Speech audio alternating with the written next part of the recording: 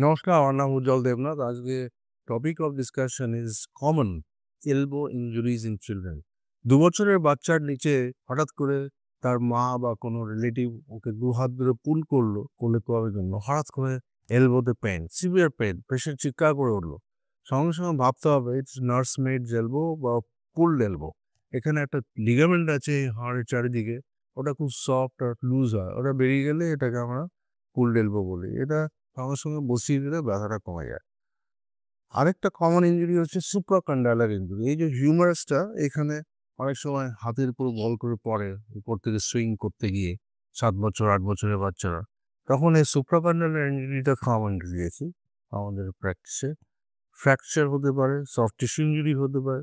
Fracture হলে আর বেশি impact হলে ওটা ভেঙে আলাদা হয়ে যেতে পারে। তখন এগুলো খুব সিরিয়াস ইনজুরি। সো মাইনর থেকে সিরিয়াস ইনজুরিটাকে আমরা এক্সক্লুড করতে হলে এক্স-রে করি। তো সঙ্গে, সঙ্গে আপনার বাচ্চাকে নিয়ে ডাক্তারখানায় যাবেন অর্থোপেডিক সার্জনের কাছে। এক্স-রে করে ওরা দেখতে হবে যে কতখানি ড্যামেজ হয়েছে, কতখানি ডিসপ্লেসমেন্ট হয়েছে। অনেক সময় প্লাস্টার দিয়ে ৩ সপ্তাহ রাখলেই ব্যথা কমে যায়। আস্তে, আস্তে ফিজিওথেরাপি এক্সারসাইজ করলে এলবো ভালো হয়ে যাবে। অনেক সময় আমাদের অপারেশন করতে হয়। 90% টাইম অপারেশন নাও করতে হতে পারে। বাচ্চার এলবো প্লাস্টার করে মুভমেন্ট করলে ভালো হয়ে যাবে। Thank you very much.